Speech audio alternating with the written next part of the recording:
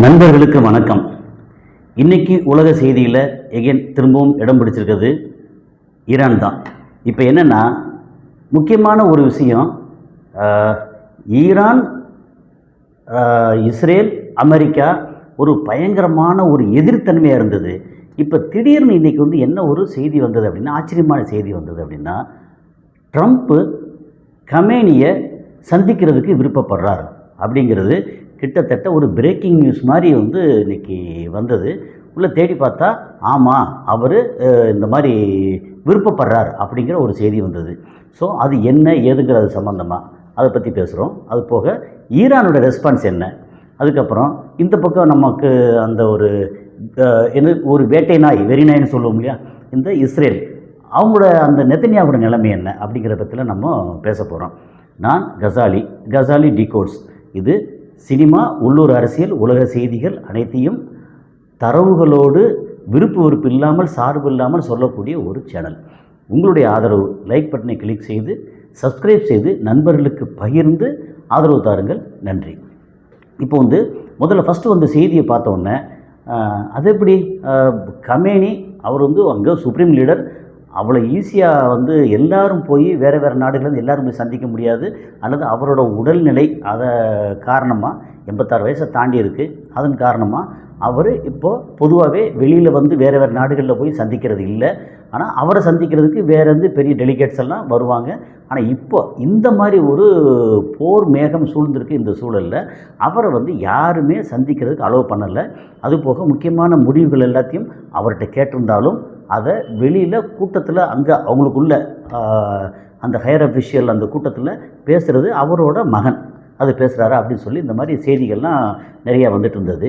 ஆனால் இதெல்லாம் தாண்டி இவரை சந்திக்கணும் அப்படின்னு ஒரு செய்தி வந்தது. அந்த செய்தி உள்ளே வேறு சோர்ஸுகளில் என்னென்ன சோர்ஸ் இருக்குது எல்லாத்தையும் பார்க்கும்போது, ஆமாம், Trump wants to having personal meeting with Ayatollah Sayyid Khamenei அப்படிங்கிற அவரோட மீட் பண்ணணும் அப்படின்னு விருப்பம் தெரிவிச்சிருக்கிறாரு.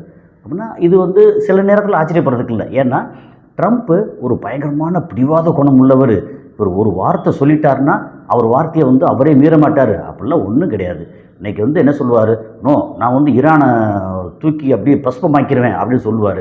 சொல்லிவிட்டு no, Iran is good country, Ayatollah Khamenei is my good friend அப்படின்னு சொல்லி அடுத்து பேசுவார். இந்த பக்கம் வந்தால் அப்படி மாற்றி காலையில் ஒன்று பேசுவார், மத்தியானம் ஒன்று பேசுவார், சாயந்தரம் ஒன்று பேசுவார், நைட்டு தூங்கும்போது வேறு ஒன்று பேசிட்டு படுத்து தூங்குவார். அந்த மாதிரி ஒரு கேரக்டர் உள்ள ஒரு மனுஷன் தான் ட்ரம்ப்பு. அதனால் அவர் கமேனியை மீட் பண்ணணும்னு சொன்னதில்லை. என்னென்னலாம் ஏன் அப்படி சொன்னார்னு ஒரு காரணம் நம்ம சும்மா நிறைய விஷயங்களை ஆராய்ச்சி பார்க்கணும். இதை பார்த்தோம்னா ஒரு முக்கியமான விஷயம் நமக்கு பிடிபடுது.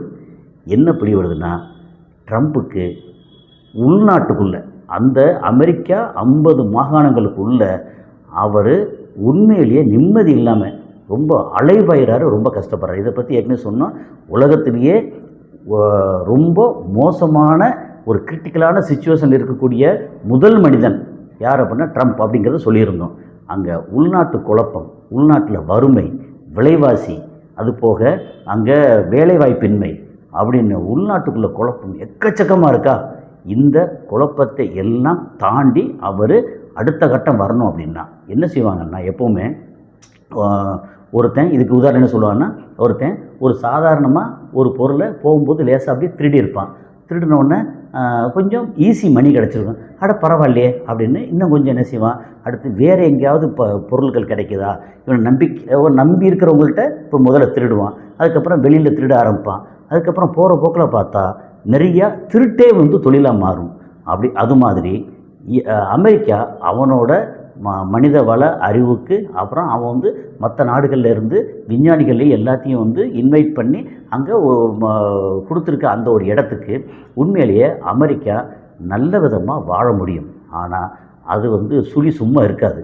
என்னென்னா, ஒவ்வொரு நாட்டிலையும் உரண்டை இழுத்து, ஒவ்வொரு நாட்டிலையும் தளத்தை அமைச்சு, அங்கே எக்கச்சக்கமாக பணத்தை செலவு பண்ணி எல்லாம் பண்ணி முடிக்க, அப்போ என்ன, நான் இங்கே ஒரு 10 மில்லியன் செலவு பண்ணி ஒரு 1 பில்லியன் எடுக்க போகிறேன், இல்லை ஒரு 2 பில்லியன் இங்கே செலவு பண்ணி அந்த பக்கம் 1 ட்ரில்லியன் எடுக்க போகிறேன் அப்படின்னு அடுத்த இந்த உலகத்தில் மற்றவங்கள பூரா அடித்து கொன்று ஒரு ஒரு குலகார பட்டம் வாங்கி அதை பற்றி கவலையே படாமல் அவனுக்கு அவன் செய்கிறது மட்டும்தான் நியாயம் அப்படின்னு பேசி இப்போ வரைக்கும், அதாவது கடந்த 1940களில் ஆரம்பித்து அதுக்கு முன்னாடி இருந்து வேறு 40களில் 2ஆம் உலகப் போரில் எப்படி வந்து ஹிட்லர் வீழ்ச்சி அடைஞ்ச உடனே ஒரு பக்கம் அமெரிக்கா அவனுடைய ஆயுதங்கள்லாம் கொடுத்து அப்புறம் ஹிரோஷிமா நாகாசாகிகள் இதெல்லாம் குண்டெல்லாம் போட்டு முடித்து கடைசியில் இப்போ பார்த்தா நான் வந்து எந்த நாடும் எல்லா நாடும் எனக்கு அடிமையாக இருக்கணும், அப்புறம் உலகத்தில் மிகப்பெரிய அளவுக்கு செல்வம் வருது அப்படின்னா ஒன்று பெட்ரோலியம் ப்ராடக்ட், ஒன்று க்ரூட் ஆயில், இன்னொன்று ஆயுதங்கள், அதுக்கப்புறம் அறிவுசார் தளத்தில்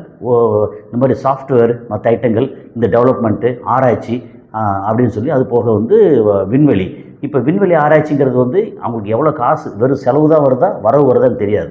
ஆனால் விண்வெளி ஆராய்ச்சியில் எக்கச்சக்கமாக முதலீடு அப்படின்னு நாம் வந்து ஒரு பெரிய ரேஞ்சில் இருந்தே தீரணும் அப்படின்னு செலவு பண்ணி ஒரு கட்டத்தில் இங்கே கீழே உள்நாட்டில் இருக்கிற மக்களை வந்து மறந்துட்டாங்க. இவங்க இந்த செலவு பண்ணுறதுக்கு பெரிய பெரிய முதலாளிகளுக்கு ஆதரவாக இருந்தாங்களே ஒழிய சாதாரண மக்களை வந்து மறந்துட்டாங்களா? ஸோ மக்கள் 34 கோடி பேர் அங்கே இருக்கக்கூடிய மக்கள் தொகையில் 5லேருந்து 6 கோடி பேர் மிக பிற்படுத்தப்பட்டாலும் மிக வறுமையில் எக்கச்சக்கமான கஷ்டத்தில் இருக்காங்களா? அவங்க என்ன செய்வாங்க? ட்ரம்ப் வந்து வெனிசுலாவை பிடிச்ச என்ன, ஈரானை பிடிச்ச என்ன, சைனாவை அடித்த என்ன, ரஷ்யாவை ஜெயிச்ச என்ன, எனக்கு ஏன் வயிறு நிறையலை அப்படின்ற அந்த ஒரு சோகமான மோசமான சூழல் அங்கே அமெரிக்காவில் உள்ள நிலவுதான். அவங்க எப்போ வேணாலும் போராட்டம் வெடிக்கிற அளவுக்கு தயாராக இருக்காங்க. ஸோ அதை வந்து கட்டுப்படுத்தியே தீரணும். அப்போ அந்த மக்கள் அங்கே ஏதாவது பிரச்சனை நடக்குதுன்னா அதை ரெப்ரசன்ட் பண்ணக்கூடிய சம்மந்தப்பட்ட மாகாணங்கள், அந்த செனட் உறுப்பினர்கள், இவங்க எல்லாமே ட்ரம்ப்போட இந்த நடவடிக்கைக்கு எதிராக இருக்காங்க. இதுக்கு முன்னாடி இருந்த அதிபர்கள் பைடனாக இருக்கட்டும், முன்னாடி இருந்தெல்லாம் ரொம்ப வந்து அழகாக சூப்பராக பண்ணாங்களா? அப்படிலாம் கிடையாது. அமெரிக்கா வந்து எப்போவுமே ஒரு கேடுகட்டத்தனத்தை தான் பண்ணும். உலகத்தில் மற்றவங்களை பூரா அடித்து கொன்று அந்த ரத்தத்துலேருந்து வரக்கூடிய காசை மட்டும்தான் பெரிய அளவுக்கு எடுத்து என்ஜாய் பண்ணும். இதில் வந்து அவங்களுக்கு உடந்தே யாருன்னா இஸ்ரேல், அதுக்கப்புறம் இன்னொரு சப்போர்ட் யாருன்னா யூரோப்பியன் யூனியன்.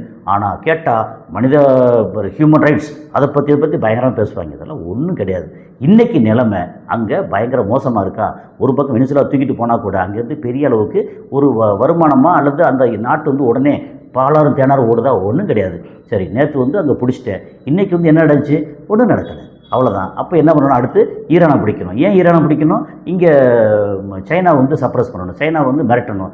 சைனாவை மிரட்ட முடியல, ஏன்னா சைனா வந்து வளர்ந்து நிற்கிறான். அப்போ ஈரானும் அவனும் வந்து சாதாரணமாக இல்லை, பயங்கரமாக வளர்ந்து நிற்கிறாங்க. டெக்னாலஜிலையும் மேன் பவர்லேயும் எல்லா விஷயத்திலும் பயங்கர வளர்ந்து நிற்கிறாங்க. நீங்கள் வந்து இதுக்கு முன்னாடி 25-30 வருஷத்துக்கு முன்னாடி 6 நாள் போரில் இஸ்ரேல் பயங்கரமாக அடிச்சிச்சு அப்படின்னு சொல்லி அதை வந்து பெருமையாக பேசிட்டுக்கு பிரயோஜனம் இல்லை. அன்னைக்கு 25-30 வருஷத்துக்கு முன்னாடி அமெரிக்காவோட ஆயுத பலம் ரொம்ப பெருசாக இருந்துச்சு. அரப்ஸ் எல்லாம் ஆயுத பலத்தில் ரொம்ப கம்மியாக இருந்தாங்க. அதனால் அன்றைக்கி அடிக்க முடிஞ்சுச்சு. இப்போ அப்படிலாம் முடியாது. அதெல்லாம் தாண்டி ஈரான் எங்கேயோ வளர்ந்து நிற்கிறாங்க, ஒன்றும் செய்ய முடியல. அப்போ என்னென்னா வேறு வழியே இல்லை. நமக்கு நம்ம பொழப்பு எதிர்காலம் இன்னும் ஒரு 2.5 வருஷம் ஒரு பிரச்சனை இல்லாமல், ஆல்மோஸ்ட் இன்னொரு 3 வருஷம், 2.25 வருஷம் பிரச்சனை இல்லாமல் இது அப்படியே கண்டினியூ பண்ணணும். அப்படின்னா ஈரானோட இப்போதைக்கு சமாதானம் பேசியாகணும். சமாதானம் பேசினா மட்டும்தான் ஈரான் வந்து ஓகேன்னு ஒத்துக்கிட்டு இந்த நியூக்ளியர் என்ரிச்மெண்ட்டு இதுக்கு ஓகே நான் வந்து ஒத்துக்கிறேன்னு சொல்லிட்டாங்க ஏற்கனவே. அது போக மிசைல், அந்த இதை வந்து பெலிஸ்டிக் மிசைலோட தூரம், அது அப்புறம் வந்து கொஞ்சம் பெட்ரோல் வந்து ஏன்பா அங்கே கொடுக்குற, எனக்கு கூட நான் அவனுக்கு சப்ளை பண்ணுறேன் அப்படின்னு ஏதாவது ஒரு அக்ரிமெண்ட்டு உரண்டைகளுக்கு வர்றாங்களா? அதுக்கு ஏற்கனவே இவங்க வந்து எதிரியாக இருக்காங்க ஈரான். அதனால் இப்போ வந்து ஏதாவது வழியில் உட்காந்து மீட் பண்ணி என்னமாவது செஞ்சிருவோமே அப்படின்ற ஒரு எத்தை தின்றால் பித்தம் தெளியும் அப்படின்ற ஒரு மோசமான சூழலில் அமெரிக்கா தள்ளப்பட்டிருக்கு. அதனால வேறு வழி இல்லாமல் கமேனியோட பேச்சுவார்த்தை அப்படிங்கிற வார்த்தை இங்கே வந்திருக்கு. காரணம் இது கமேனிக்கு வைத்து பசியா, அவருக்கு வந்து தேவையா அப்படிங்கலாம் இல்லை. என் நாடு, என் மக்கள், என்னோட வளம் என்னோடது. நீ சேங்ஷன் பண்ணியிருக்க, 46 வருஷமாக சேங்ஷன் பண்ணியிருக்க, அப்புறம் ஒவ்வொரு 5 வருஷத்துக்கு ஒருக்க, 2 வருஷத்துக்கு 3 வருஷத்துக்கு ஒருக்க எக்ஸ்ட்ரா போட்டு சேங்ஷன் பண்ணிகிட்டே இருக்க. ஆனாலும் அதையும் மீறி எனக்கு வந்து இடையில கொஞ்சம் இந்தியா வாங்கினாங்க, அது போக சைனா நிறைய சப்போர்ட் பண்ணுறாங்க, ரஷ்யா சப்போர்ட் பண்ணுறாங்க, அது போக கொஞ்சம் அரபு நாடுகளும் அப்பப்போ கொஞ்சம் சப்போர்ட் பண்ணுறாங்க. அதை தாண்டி நீ வந்து பயங்கர மோசமாக பண்ணிகிட்டு இருந்த, அதனால் உங்ககிட்ட என்ன பண்ணுறது, பேச்சுவார்த்தை நான் தயாராக இல்லை அப்படின்ற அளவுக்கு அது தயாராக இல்லைங்கிறத வெளிப்படை இன்னும் சொல்லலை. ஆனால் அவர் பெசஸ்கியான் போய் பேசலாம், அல்லது வந்து நம்ம அப்பாஸ் அராக்சி வந்து போய் பேசலாம், அதெல்லாம் ஒன்றும் இல்லை. அவர் என்ன சொல்கிறார் வந்து, நான் ட்ரம்ப் சொல்கிறார், வர தயாராக இருக்கிறார், நான் ஈரானுக்குள்ளே போய் கமேனியை நேரடியாக மீட் பண்ணணும் அப்படின்றார். மீட் பண்ணியாச்சுன்னா ஏதோ ஒரு வழியில் வந்து ஒரு சமாதானத்துக்கு வந்துடும். அந்த மீட்டிங் யாருக்கு வயிற்றில் புளியை கரைக்குது அப்படின்னா, இது வந்து இந்த ரெகுலராக நம்மளுடைய வீடியோக்கெல்லாம் பார்க்குற உங்களுக்கே தெரியும், நேரடியாக இஸ்ரேலோட நெத்தன்யாவுக்கு வயிற்றில் புளியை கரைக்குது. அவர் பயங்கர டென்ஷன் அலையிறார். அதையும் நம்ம அடுத்து பேசுவோம். இப்போ வந்து ஈரான் என்ன சொல்லியிருக்காங்க, ஒன்றுமே சொல்லலை. மீட் பண்ணணுமா, சரி ஒரு ஆயுதத்தை குறைக்கணுமே, ஒன்றும் இல்லை, அவ்வளோதான். அவர் ட்ரம்ப்பு உலகத்தின் மிகப்பெரிய அதிபர், கம்பெனியை மீட் பண்ண விரும்புகிறார் அப்படின்னு இருக்காங்க. ஸோ என்னடா சொல்ல வர்றீங்க அப்படின்னா, ஒன்றும் சொல்லலை, நீ உன் பாட்டுக்கும் வேலையை பாரு, நான் ஏன் வேலையை பார்க்குறேன். நீங்கள் வந்து அங்கே யுஎஸ்எஸ் ஆப்ரஹாம் லிங்கன் கொண்டு வந்தாலும் சரி, அல்லது ஜெரால்டு ஃபோர்டு அந்த கப்பலை கொண்டு வந்தாலும் சரி, நீ F-35 கொண்டு வா, இல்லை F-350 கூட கொண்டு வா, ஒரு பிரச்சனையும் இல்லை, ஒன்றும் நடக்க போகிறதில்ல.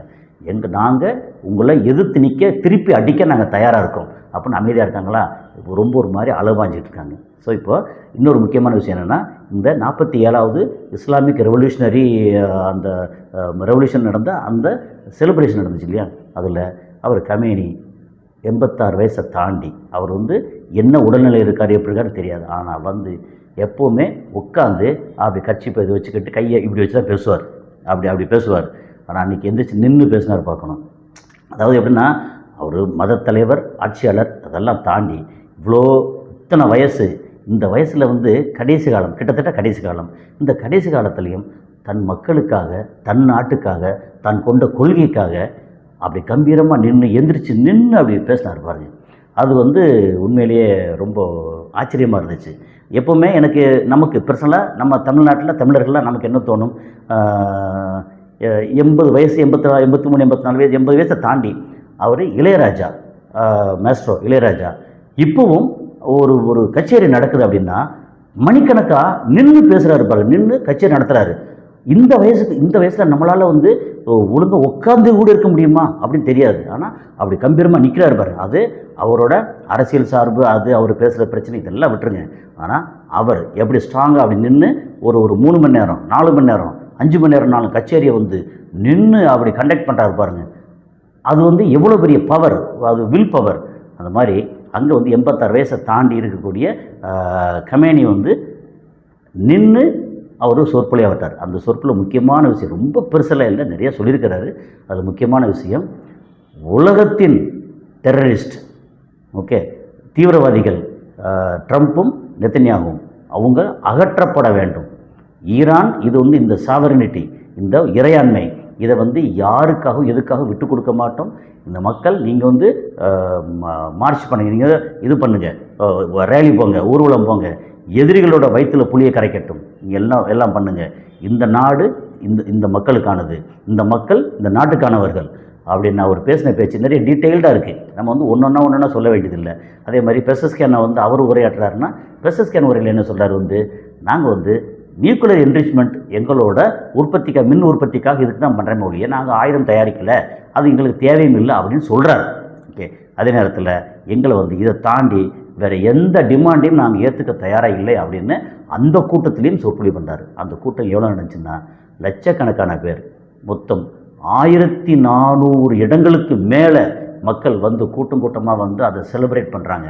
அப்போது மக்கள் உண்மையிலேயே கமேனி மேலே, இந்த ரெஜிம், இந்த அரசு மேலே பயங்கர கோபமாக, வருத்தமாகவும், பயங்கர மோசமாக இருந்தாங்கன்னா இந்த கூட்டம் கூடியிருக்குமா? கண்டிப்பாக கூடியிருக்காது. ஸோ அங்கே வந்து இந்த கூட்டம் ஒரு விஷயத்தை வந்து அமெரிக்காவுக்கும் இஸ்ரேலுக்கும் வெஸ்டர்ன் கண்ட்ரீஸ்க்கும் சொல்லியிருக்கு, நீங்கள் வந்து உங்களுடைய மீடியாக்களில் என்னதான் பொய்யுரை பரப்புனாலும் அது தவறு, நீங்கள் சும்மா இஷ்டத்துக்கு பரப்பிட்டு நீங்கள் வெற்றி அடைஞ்சலாம் நினைக்காதீங்க அப்படின்னு சொல்லி அவங்க சொல்லக்கூடிய இந்த தகவல் ஒரு மிக முக்கியமான தகவல். ஓகே, அதுக்கப்புறம் வந்து ட்ரம்ப்பை மீட் பண்ணிட்டு வந்ததுக்கப்புறம் அவர் நெத்தன்யாகு அவர் உண்மையிலேயே ஒரு 11ஆம் தேதி மீட்டிங் நடந்தது, 13ஆம் தேதி வந்து அவர் திரும்பி வந்துட்டாருங்க. வந்ததுக்கப்புறம் உண்மையிலேயே அங்கே சில இடங்கள்லாம், அதாவது ஒரு ஈரானியன் இதாக இருக்கட்டும், மீடியாவாக இருக்கட்டும், அப்புறம் அரபு நாடோட மீடியாவாக இருக்கட்டும், சில மீடியாக்கள் எப்படி பார்த்தாலும் டைம்ஸ் ஆஃப் இஸ்ரேல் இதெல்லாம் பெருசாக போட மாட்டாங்க. அவர் வந்து என்ன பண்ணுறது, இதை ஈரானை அடிச்சே தீரணும், சமாதான பேச்சுவார்த்தை வேண்டாம் அப்படின்ற அளவுக்கு இருக்காங்க. ஆனால் வெளியே சொல்லும்போது அவர் ட்ரம்ப் வந்து எங்களுக்கு ரொம்ப ரொம்ப க்ளோஸ் அலை, அதனால் அவர் வந்து எங்களுக்கு ரொம்ப முக்கியமானவர் அப்படின்னு சொல்லி பயங்கரமாக புகழ்ந்துட்டு இந்த பக்கம் திரும்பி என்னங்கடா இப்படி பண்ணிட்டுருக்காங்க, இது ட்ரம்ப் வந்து சொன்னால் இன்றைக்கி ஒரு பேச்சு நாளைக்கு ஒரு பேச்சு பேசிகிட்டு இருக்காரு அப்படின்னு சொல்லி பின்னாடி திரும்பி திட்டுறதா தான் கேள்வி. அப்படி தான் இருக்கும். வந்து முன்னாடி பார்க்கும்போது ஹலோ ஹாய் வெரி குட், அப்புறம் வந்து பைக்கு முன்னாடி பேசும்போது வாவ் ட்ரம்ப் வந்து வெரி சூப்பர், அவர் எங்களோட ரொம்ப பயங்கரம் நெருக்கமாக இருக்கார் அப்படின்ட்டு மைக் எடுத்ததுக்கப்புறம் இது வந்து திரும்பிட்டு ஆமாம் எல்லாம் கிழிஞ்சது, இவரெல்லாம் வந்து என்ன ஒரு ஆளுன்னு சொல்லி நம்ம இவரை நம்பி இருக்கோம் பாருங்கள் அப்படின்ட்டு அந்த மாதிரி ரொம்ப ஒரு மாதிரி விசனப்பட்டு இருக்கிறதா தகவல். இது வந்து நம்ம நேராக பார்த்ததில்லை, ஆனால் நிறைய தேடலில் கிடைக்கிறது. ரொம்ப முக்கியமாக முத்தாய்ப்பாக என்னென்னா நெத்தன்யாகு எப்படி பார்த்தாலும் ஈரானில் இந்த மாதிரி ஒரு பலம் வாய்ந்த நியூக்ளியர் குண்டு இல்லாமல் பலம் குறைந்த நியூக்ளியர் குண்டாவது போட்டே தீரணும்னு ஒரு மாதிரி வந்து அடம் பிடிச்சிட்ருக்காரு அப்படின்னு சொல்கிறாங்க.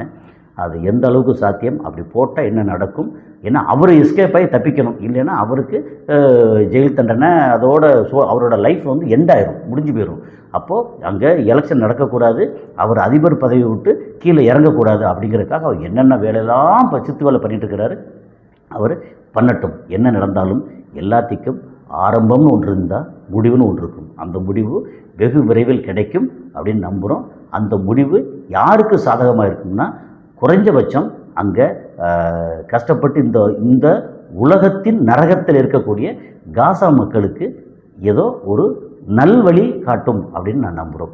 அடுத்த ஒரு காலையில் சந்திப்போம். நன்றி.